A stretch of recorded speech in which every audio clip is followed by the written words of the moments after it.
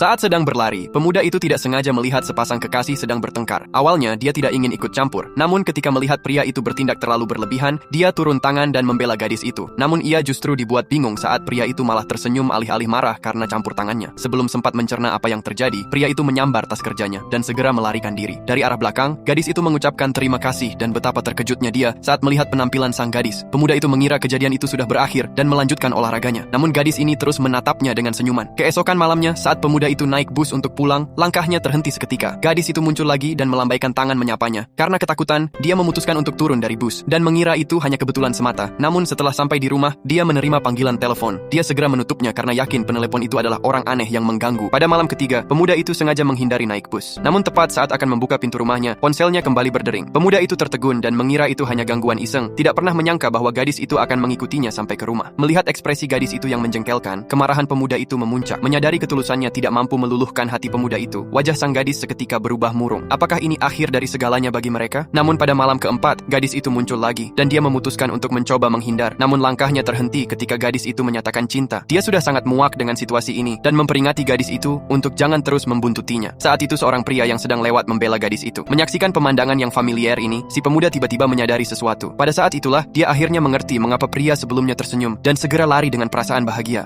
ありがとうございます。